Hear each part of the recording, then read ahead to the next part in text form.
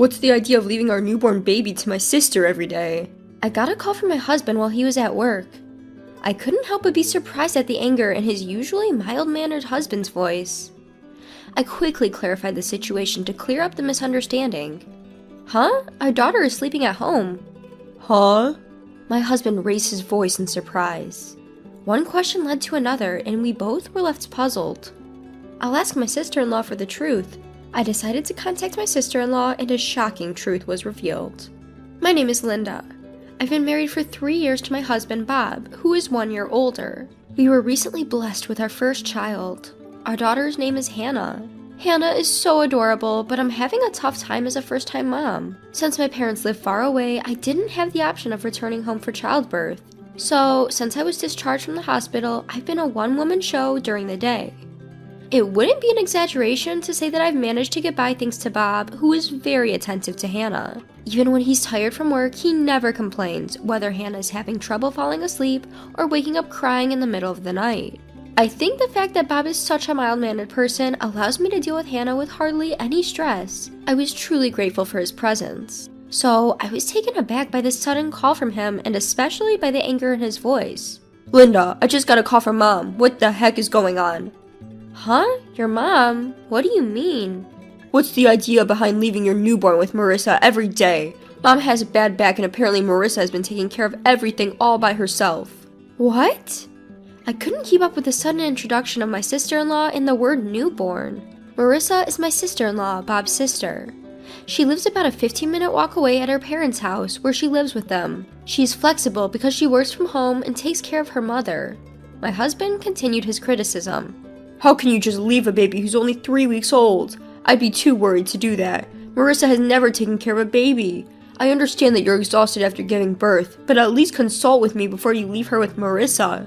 His anguished cry made me realize that this was no ordinary situation. Hold on, I have no idea what you're talking about. Marissa is taking care of a newborn? And why did your mom call you? Why do I need to consult with you? What do you mean, why? You've been leaving Hannah with Marissa, haven't you? It's been almost 2 weeks. Marissa hasn't complained because she doesn't want to ruin her relationship with you, but Mom couldn't stand it and called me. I was shocked at Bob's words. It was a story I had no memory of. Because my daughter is right in front of me right now. I had a lot of questions, but I felt it was more important to clear up the misunderstanding first, so I responded immediately. Huh? Our daughter is sleeping at home. She's right in front of me now. Huh? Bob's voice, which had been filled with surprise until a moment ago, raised in astonishment again. What do you mean? I'm as baffled as you are. In fact, I was told it's best not to take newborns out too much, so I haven't really been anywhere besides medical checkups. So, I haven't even been to your family home, and I haven't seen Marissa since she came to visit us after the birth. Huh? Then whose baby is Marissa looking after? I wish I knew. Why would Marissa lie about taking care of my baby? One question just seemed to lead to another. As we both scratched our heads, the chime announcing the end of the lunch break rang over the phone. When I heard the chime, I made a decision. I'm going to reach out to Marissa. I want to understand why she might lie. If she's mistaken and thinks she's taking care of her Hannah, that's a real problem. I'll call Mom too, and, Bob paused before apologizing. Sorry for doubting you. I was just so worried about Hannah. It's okay, you were worried for Hannah, right? Besides, when I told you she's right here, you didn't question it, you believed me. After ending the call, I immediately dialed my sister-in-law's number. Marissa, it's been a while. Do you have a minute? There's something I want to ask. Linda, I have something to say too. Bob and Marissa are close in age. That's why Marissa, despite my sister-in-law, is the same age as me. Marissa and I have always gotten along well since I was dating Bob. We even used to go out together. So, I couldn't help but wonder why she hadn't mentioned anything about the situation to me. I couldn't understand why she would lie like that. Well, this is a good time. I just heard from Bob, Marissa. What do you mean you're looking after Hannah? I've never left Hannah with anyone. Huh? Following Marissa's surprised voice, I could hear a baby crying. Apparently, she is indeed caring for a baby. Listening to Marissa's voice, I had a hunch. Marissa wasn't lying. She truly believed she was caring for Hannah. To clear up Marissa's misunderstanding, I started to explain the situation. Hannah's right here with me, sleeping soundly. I really don't understand what's going on, but how did you end up with a baby, Marissa? And why did you think the baby was Hannah? Marissa responded to my question. Last week, Dad just dropped a baby off with me. He said Linda seems to be having a tough time on her own, so you should help her with her baby. My father-in-law? I couldn't help but raise my voice at this astonishing revelation. Then, Marissa dropped another bombshell. Yeah, I was so scared because I've never cared for a baby. I hadn't heard anything from you, Linda, and when I thought about calling you, Dad said, if you call Linda, she'll just get worked up. Don't you have any consideration for your sister-in-law? I also have a job to do even when I'm home. It seemed that all of this started with my father-in-law's lie, but it wasn't clear who the child my sister-in-law was caring for was. I thought asking my father-in-law would clear things up, so I asked Marissa if he was home. However, it seems he's out right now. Lately, he comes back home in the late evening, picks up the child she's been looking after, saying he's going to return her to Linda, and then leaves again. And apparently, he comes back in about 20 to 30 minutes. Frustrated that my father-in-law was using me and my daughter to lie, I felt like confronting him directly. I get it, I'll need to talk with Bob, but we might come over tonight, I said and hung up the phone. I emailed my husband about what I heard from his sister. I think it's better to ask Dad directly, was the reply, so when Bob got home, we headed over to my in-laws. On the way, Bob shared the conversation he had with his mother. Mom was pretty upset too. To find out that the child she thought was her grandchild wasn't, that's a big shock, ain't it? I didn't think Hannah's first meeting with everyone would be like this. It's complicated. His mother had a bad back, so she hasn't met our daughter yet. I was hoping to introduce Hannah as soon as she was ready to go out after a month. But instead, I'm upset that we're having to introduce her during such a mess. When we arrived at my in-laws, my mother-in-law and sister-in-law were there, both looking bewildered. As we came in, Marissa opened her mouth. Bob, Linda, Dad said he was going to return the child we've been looking after, but he hasn't come back yet. I understand. Mom, despite the circumstances, this is our daughter, Hannah.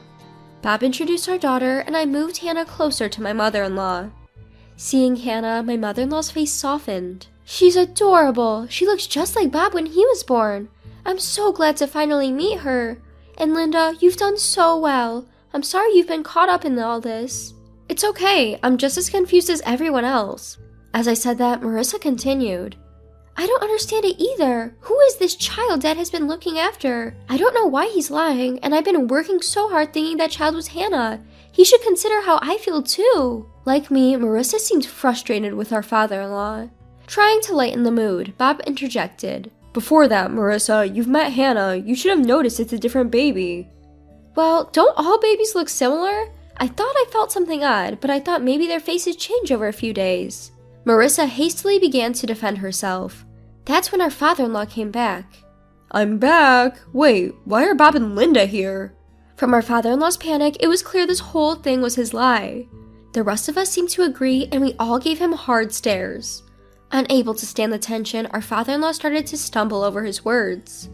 Ah, Linda, it's been a while. What brings you here?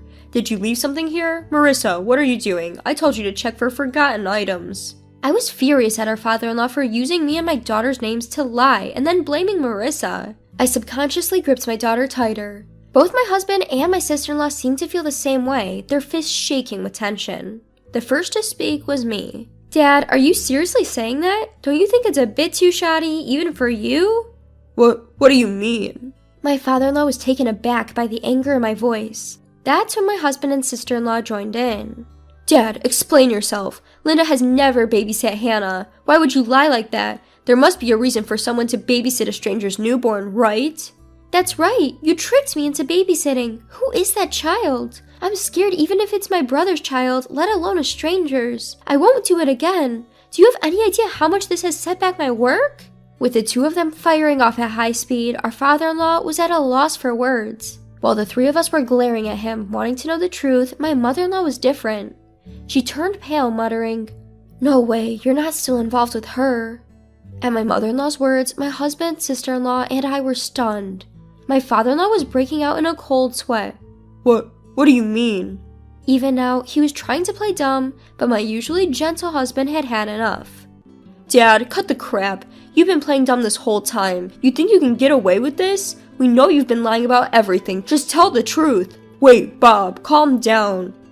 Dad, you've been using Linda and Hannah to cover up your lies, and you owe Marissa an apology. Taking care of a newborn is a big responsibility, even if it's your own child. Imagine how stressful it must have been for Marissa, who's never even raised a child before. Once he started, my husband couldn't stop. Despite everything our father-in-law was saying, my husband didn't let up. Perhaps realizing he couldn't avoid it any longer, my father-in-law sighed softly, and then he confessed to the unbelievable truth. That child is mine.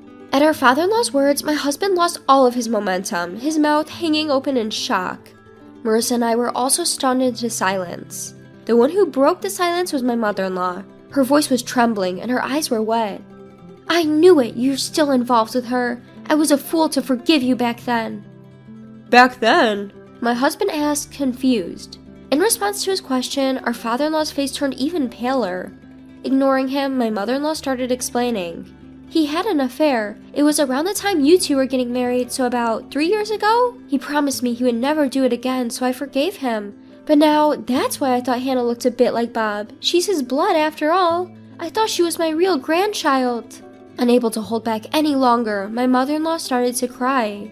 Seeing her like this, I could feel my anger towards my father-in-law rising. My husband regained his momentum and started to lash out at our father-in-law.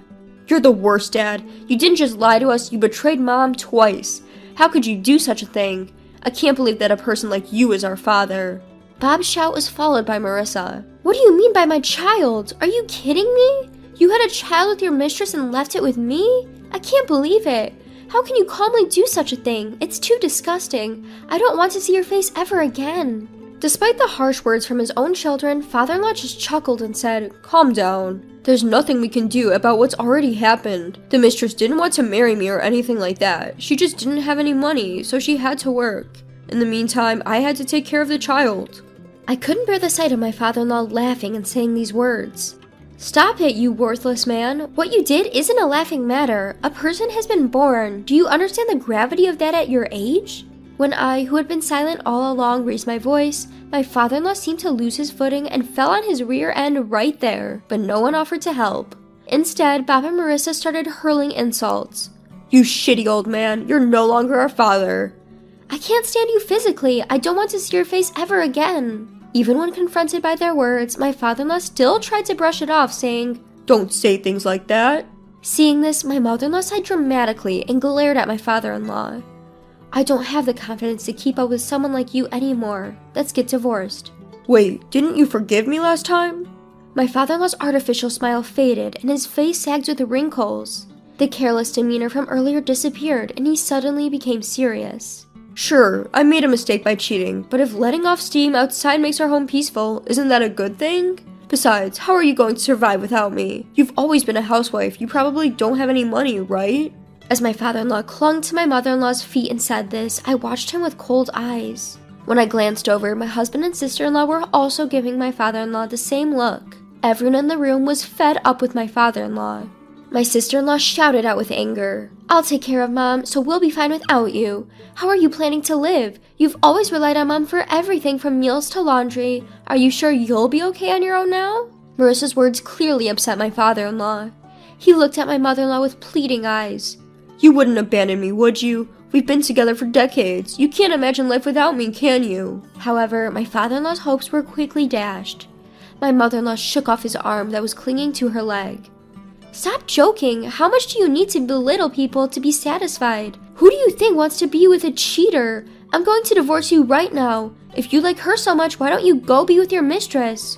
What? Wait, let's talk. We can work it out. That woman was just a fling. The only one I love is you. My father-in-law, clinging to my mother-in-law, is once again the target of my sister-in-law's angry voice. Enough! Talking to someone who has no intention of reflecting on their actions is pointless. We're leaving this place soon. Of course, Mom is coming with us. Until we're gone, Dad, you better not come home. I never want to see your face again. Now scram! With that, Marissa tries to forcefully usher my father-in-law outside. Even then, my father-in-law didn't budge, so ultimately, Bob had to physically drag him out. Please wait. Give me another chance. Just one more. My father-in-law was shouting this until the end, but no one paid any attention. Afterwards, as Marissa had predicted, my father-in-law's life became a mess, unable to do even basic chores. Unable to endure living in his increasingly cluttered and dirty house, he tried to rely on his mistress, but it seemed she turned him away at the door. The mistress apparently has no intention of marrying my father-in-law either. Since there was no one left to look after the children, the mistress became unable to go to work, and with no income, she started demanding that my father-in-law compensate for the alimony. Currently, they are even going to court to dispute matters such as child support. Meanwhile, my sister-in-law and mother-in-law moved to an apartment not far from our house. As more than a month has passed since the birth, I've started visiting them with Hannah more frequently. I've continued my friendly relationship with Marissa as if nothing has changed, and my relationship with my mother-in-law is also good. From now on, I plan to do my best to raise my daughter with the help of my husband, my sister-in-law, and my mother-in-law. Fiancé, the one you've promised to marry. Once upon a time, I had a fiancé, but I didn't end up sharing my life with him because of my sister. I was in deep despair back then, but now I found new happiness. And I want to show my sister and my ex-fiancé just that. My name is Catherine. I'm not particularly beautiful, just an average office worker. But back then, I had a man who had promised to marry me. His name was Bob. Bob was a handsome guy, working in a reputable company, the so-called hottie. We were really happy back then. Happiness that I thought would last forever. But the cruel reality dealt me a harsh hand. I couldn't get married to Bob. The cause of it all was my sister. My sister's name is Sophie. Sophie has always been interested in fashion, and she is still as fashion conscious as ever. In fact, Sophie was always much more conscious about her appearance than me, and was always pretty. Therefore, Sophie had been popular with boys since she was in middle school. She even once was an amateur model for a fashion magazine. Because of that, Sophie dreamed of becoming a model. When I graduated from college and was working at a regular company, I was once invited to dinner by a business partner. That partner was Bob. One day, after having connected with Bob a few times and occasionally going out for meals together, something unexpected happened. That day, Bob invited me for dinner after work. Naturally, I had no reason to refuse and went out for the meal. On the way back that evening, Bob confessed his feelings for me. I was surprised at his sudden confession, but I also had feelings for him, so we ended up dating. After a year of dating, Bob proposed to me, and I was overjoyed. Of course I accepted his proposal. A few days later, Bob and I visited my parents' house to report our engagement and to greet them. My parents were, of course, thrilled. We talked about wedding plans and I was very happy, but not everyone was pleased. That person was my younger sister, Sophie. Sophie was surprised to learn that I was getting married and was even more taken aback when she saw who I was marrying. Sophie, who was more attractive and had been asked out by various men, always looked down on me, who had little romantic experience. I don't want my embarrassing sister to be known to my friends. That was what Sophie would always say. The sister who she deemed uncool was getting married before her, and to a successful man from a famous company. This seemed to hurt Sophie's pride even more. But I was completely oblivious to Sophie's feelings. I should have noticed her attitude at this point. One day, Sophie asked, "If you're going to be my brother-in-law, can we exchange contact information?" Bob and I saw no reason to refuse, so we readily agreed. Since I was about to leave my job, there were many days when I had to stay late for the transition process. Then on a day when my parents were out of town, Sophie took a certain action. In hindsight, it was probably a plan she had thought of from the beginning. Once I retired, I planned to move away from my family home and start living with Bob. She probably wanted to execute her plan while I was still at home. Sophie first called Bob to our house. "Bob, my sister suddenly came home sick. Our parents are out of town and I'm feeling uneasy being alone. Could you come over?" Sophie lied, saying that I had cut my work short due to a sudden illness. Bob, who was just about to head home from work, hurried to our house without suspecting a thing. I rushed over because I heard Catherine was ill. Where is she? Of course, I wasn't there. It was only natural for Bob to think so. However, Sophie confessed, "I'm sorry, Bob. I lied to you. My sister isn't sick. She's still at work." Upon hearing this, Bob didn't get angry at Sophie, but instead asked, "Why would you lie like that?" "I just really needed to talk to you, Bob," Sophie started to explain. Having wrapped up work, I reached home and was surprised. It was because Bob was there. Yet, without really questioning it, I cheerfully said, "Oh, you're here." Later, I was about to experience the most intense despair and sadness I've ever felt in my life. "Catherine, I'm sorry. I want to break up." It was sudden. I was unable to comprehend the meaning of his words immediately. "What? You're kidding, right?" Break up? What do you mean? Just as I was pressing Bob for answers, Sophie showed up. Catherine, actually, I'm dating Sophie. I'm sorry, Catherine. I've fallen in love with Sophie, more than you. Still confused and in disbelief, Sophie then said to me, I'm sorry, but Bob has decided to marry me. I was totally lost. Then Sophie continued, you might not want to attend our wedding ceremony, but do come to the reception, won't you? All I could do after that was cry. Sophie had taken away my fiancé. I was discarded. Both my dad and mom were extremely worried. For a while, I couldn't leave my room. Since I'd already quit my job, there was nothing I could do. I received several messages from my coworkers asking when the wedding was. I told them it was going to be a simple ceremony with just family. Months later, I found myself in a strange place. Here, I'd start my life anew. I wanted to be happy again, truly happy this time. After breaking up with Bob, I was holed up for a while, but a certain emotion was born within me. Why do I have to suffer like this? Forget that guy, and let's start over.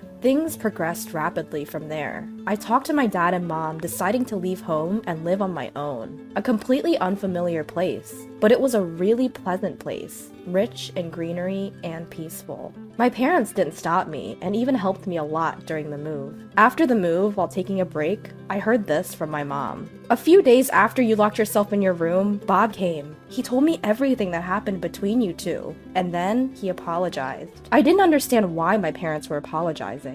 Of course, what Bob did is unforgivable. His parents came to apologize too, even kneeling down. But we heard about Sophie as well. I know you can't forgive her, Catherine, but Sophie is also a daughter to us, my parents explained. Both my dad and mom were distressed. She had done something terrible to me. Of course, they couldn't forgive such a person. But Sophie didn't listen to them, and it seems she went to Bob. Since then, Bob had been coming to our house at the same time every day, apologizing and asking for his marriage to Sophie to be approved. Because of Bob's actions, my parents had no choice but to accept. That's why they apologized to me for accepting his marriage to Sophie. Honestly, I didn't care anymore, but I could painfully understand my parents' feelings. It's all in the past now, it's okay. Besides, I'll meet someone better in the future, I replied positively, holding back the tears. My mom was crying. My father looked apologetic, but I said to him, when I have children, I'm going to rely on you a lot. Both my dad and mom responded with smiles.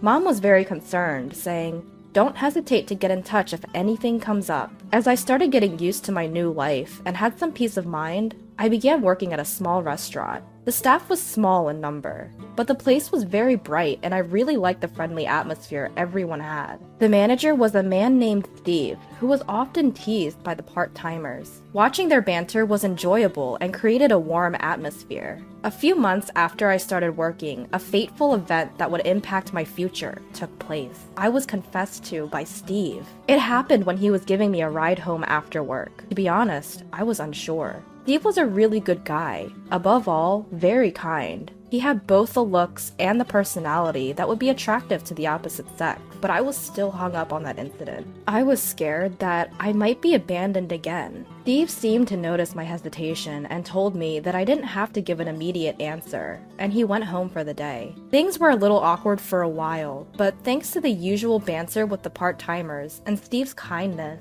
I didn't fret too much. I guess my heart had already made a decision. During one break, I learned something about Steve. Turns out, Steve had been betrayed by someone he was dating and had a terrible experience at the place he worked before this restaurant. Steve and I had the same experience. We both had been betrayed by someone we loved. That day, I decided to go home with Steve so I could hear more about his story. As we were walking home, Steve shared his past. He was actually in charge of a store before he came here. But due to certain incidents, the store lost trust and ended up closing. And Steve was held responsible and lost his job. After hearing his story, I decided to tell Steve why I came to this place. After I finished, Steve said, "You did great." He said that to me, who, despite the pain, stood up and faced forward again.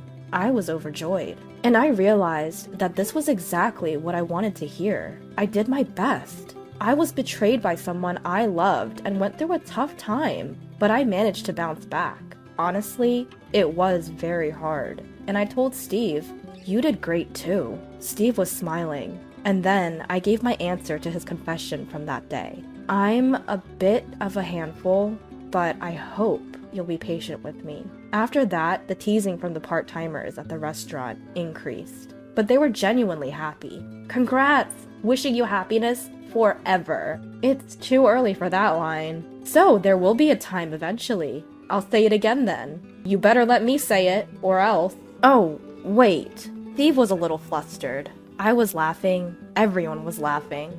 It was pure bliss. That was a typical day until a certain point. I was proposed to for the second time in my life. Of course, I accepted the proposal. I was determined to find happiness this time, and I believed that I could be truly happy with Steve. So I headed over to my parents' house for the first time in a while. They were thrilled. I told them everything about Steve, and they said, "Please make our daughter happy. I promise I'll make Catherine happy." He replied with firmness and confidence.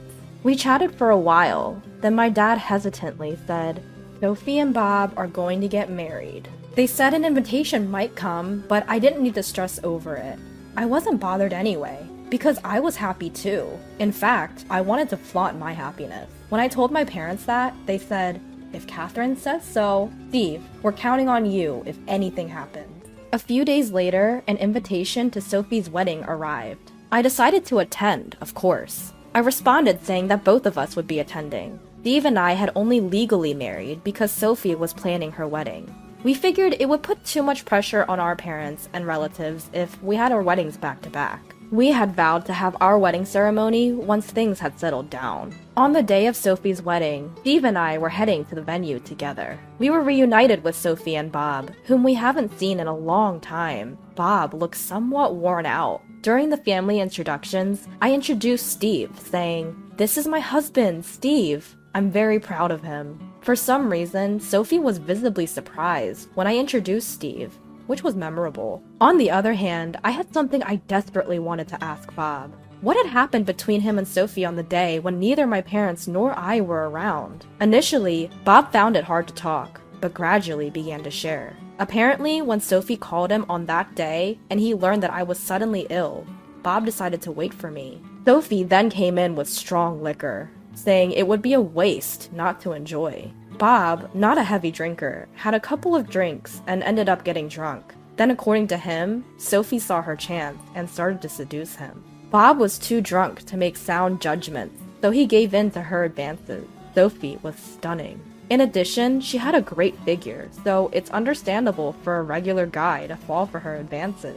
Even so, Bob and I were engaged. However, Bob succumbed to the temptation, and from that point on, he started to pay attention to Sophie. Even after sharing this story, Bob kept apologizing to me, but at that moment, he seemed like such a small man to me. Honestly, I couldn't have cared less. I was just relieved to know the truth. Meanwhile, Steve and Sophie were talking about something. I was curious about it, but since Sophie's wedding was imminent, I decided to ask later. On the way home, I asked Steve, "Were you a bit upset when you were talking to Sophie?" "Well, as I told you before, she was my ex who betrayed me, and that's not all. She's the reason why I lost my job." I was utterly surprised. What a small world. Moreover, the fact that she was the cause of the closure of Steve's shop made it even more shocking. I decided to dig deeper. Apparently, a few months after Sophie started dating Steve, she had an affair with a certain designer. It seems Sophie thought it would be more beneficial for her to date someone in the modeling industry, even though she was dating Steve. Upon accidentally discovering this fact, Steve naturally got angry at Sophie. But Sophie in turn got angry at him, and they broke up. However, Sophie's anger didn't subside, and she created a fake photo of foreign objects in the dishes taken at Steve's restaurant and shared it on social media. At the time, Sophie was also doing some model work, so she had quite a few followers, and the photo spread rapidly. It even caught the attention of Steve's boss, who had left the business to him. Due to the decreased revenue, the restaurant ended up closing. As a result, Steve was fired, bearing the responsibility. Naturally, he held a grudge against this incident.